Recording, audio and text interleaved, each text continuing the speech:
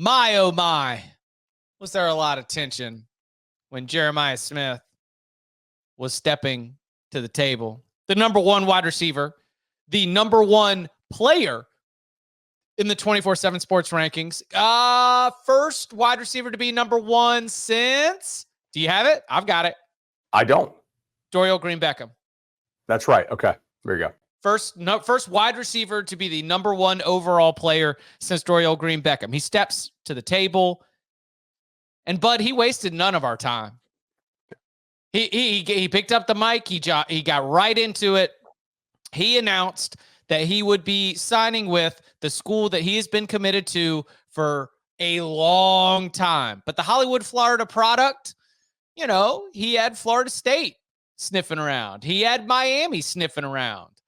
This is not a Inside the Smoke podcast shout out, but there was smoke, late, that maybe Jeremiah Smith would end up committing to the U.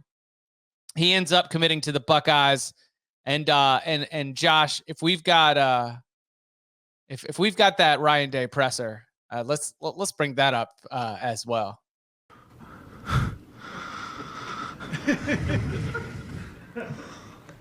Really? Yes, really.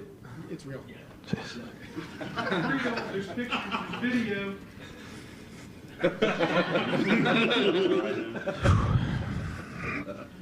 How nervous were you? Yeah, if you want to take us through your emotions real quick, how you feeling? You got to address The floor is yours. You got to address that one. Yeah. Well, I don't know if everything's in yet. Jerry, you got to check to make sure it's in. Yeah. Hey, Mike, you want to check with Justin? Yeah. Before I do something and get myself in trouble. Ohio State lost some guys today, but they held on to the big dog, the 5-star wide receiver, Jeremiah Smith. Cover 3 tailgate. Has it been, is the paperwork in? No, not yet. At least I haven't seen it as in. This is what I was Googling as well since we've been on the air. I think this could be like an ongoing thing, I guess we could say. Oh, man. Remember Peyton Bowen? Now, look, do I think he goes to Ohio State? Yeah, I do. I think they get this done. Jeremiah Smith is a really freaky player. I mean, obviously the number one player in the country to be a receiver, that's a pretty rare thing, as Chip noted. 6'3", 205, really nice long speed, like elite level hurdler at that size. Also throttles down really well to create separation. The hands are pretty nuts. I think he has a good feel for how to play the game. I think he'll play immediately at Ohio State, or I guess because we're on a podcast and people listen to this tomorrow, wherever he goes. Ohio State had to step up with some of their, I think they had to step up their NIL efforts, to be honest, for a couple of these kids.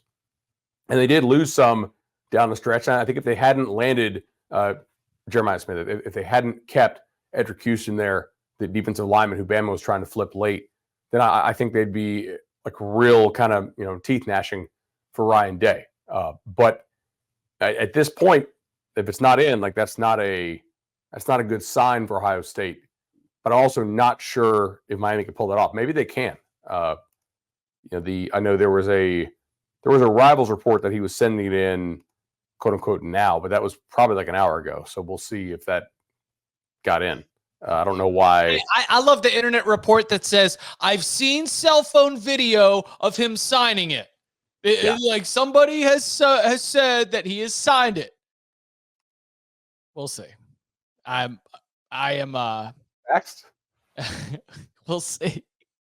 All right. So what about the rest of Ohio State's class? I mean, still a good class. They lost a couple battles, but they held on to the 2 big dogs. What do you see from Ryan Day? I see Ohio State continuing to recruit at a really high level. Like, does it stink that they didn't hold on to everybody?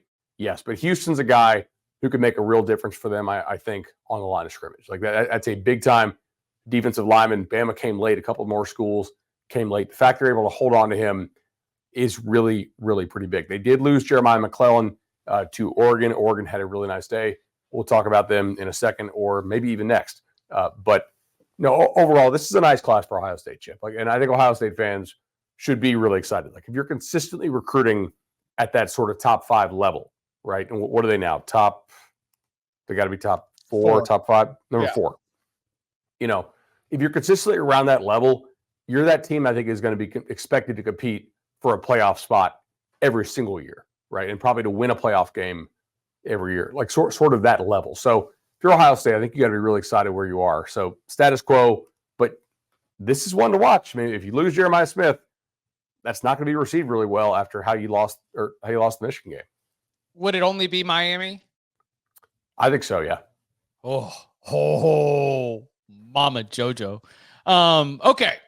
Speaking of the Ducks, the thing that is really interesting to consider from the Dan Lanning perspective, dogged recruiter, as an assistant, shows up to Oregon, immediately starts doing work in the portal, on the recruiting trail, out of high school as well. He's got resources behind him. And I get the sense that they know what we have said, which is that when Oregon lands in the Big Ten, it is landing in one of the most influential conferences in college football, the kind of place where if you're competing for Big Ten championships and you're running with Ohio State and Michigan, we're going to talk about like one of the best programs in the country. And look, like I loved covering the Pac-12 as it existed, but Oregon running the Pac-12 is not going to have the same impact nationally as running the Big Ten. And the Ducks are loaded up to hit the ground running and be running head-to-head with Ohio State and Michigan. What'd you make of their recruiting class? Where do you see Dan Lanning turning his efforts as he is in a big-time spot right now with Oregon heading into 2024? I thought they crushed it, man. I mean, I think they're probably the Big Ten team that has to be happiest with their results, I think, relative to expectations. They're going into a new league, and they're like, you know what? We can be more talented in Ohio than Michigan. We can be more talented probably than Penn State coming up with a quickness. Big-time defensive lineman in Aiden Breland. Like, this is a guy with violent hands. I think you're going to enjoy watching him play. Explosive player. He's got like a lean, like he's big, but he's not sloppy. He's a guy who can make a real impact for them. I like Elijah Rushing as well. Large-bodied edge rusher. And then at receiver, they went and got Ryan Pelham and flipped him from USC. They got McClellan from Ohio State. Like, receiver was an area of need in this class. And then, not that we're talking a whole lot of portal, David. Like, let's look a little bit of portal here. They get Dylan Gabriel for this year. And Dante Moore. Dante Moore. Yeah, man. So, look, Dan Lanning has a staff of like elite dogs on the recruiting trail. And he also has probably like the best NIL support in the country. So if you put those two things together, you're going to do pretty well. You'd put Oregon on par with the big dogs? Yes, no doubt. Like standing tee time at an exclusive golf club? Yeah. Wow.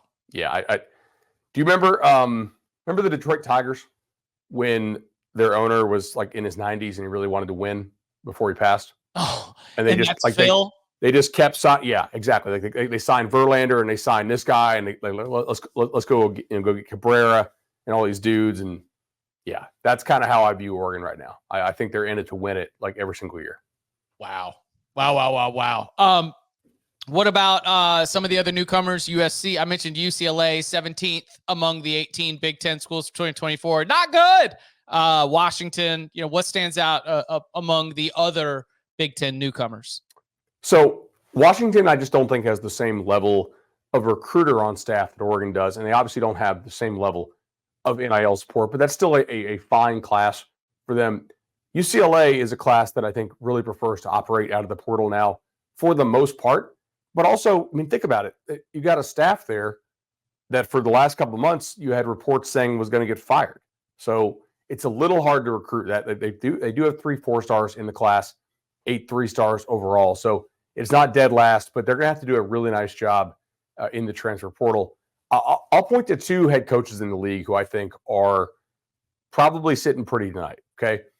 Nebraska getting Raiola is really big for them. Like that's a major win that Matt Rule can sell on the recruiting trail, especially if he plays early next year and actually looks good, which, I mean, that's a hard ask. Okay. Nebraska doesn't have a super hard schedule, but it's not a cakewalk either. Nebraska has such a good offensive line. We gave the offensive line coach a raise. Okay. Remember, That is true. The offensive line was so good.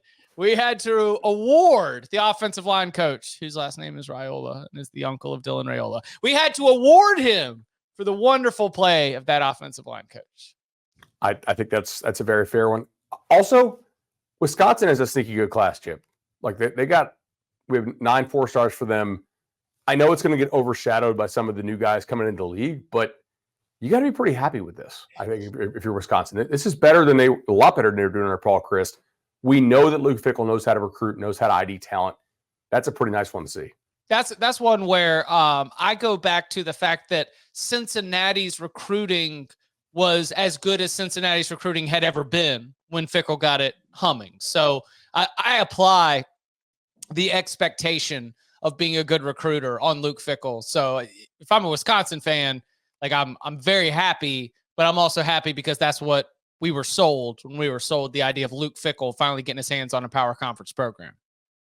You know who's probably not happy with results relative to what they were sold? What? USC. Oh, buddy. Not a good day for the Trojans. Yeah, I don't go get Lincoln Riley from Oklahoma to give me a class ranked 20th and 5th in the Big Ten. Like, you take the USC job because you can recruit at a super elite level. That's not happening right now.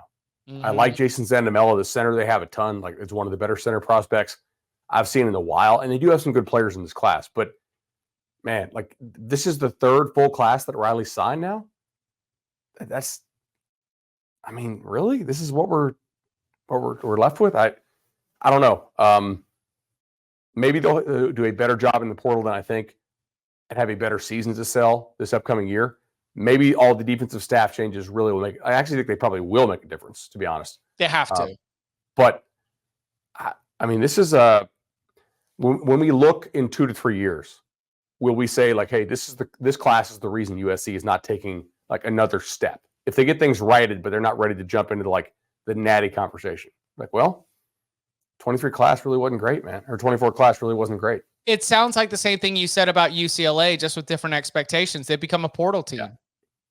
You know, and roll the dice with that as you will. Might work out, but fascinating to see.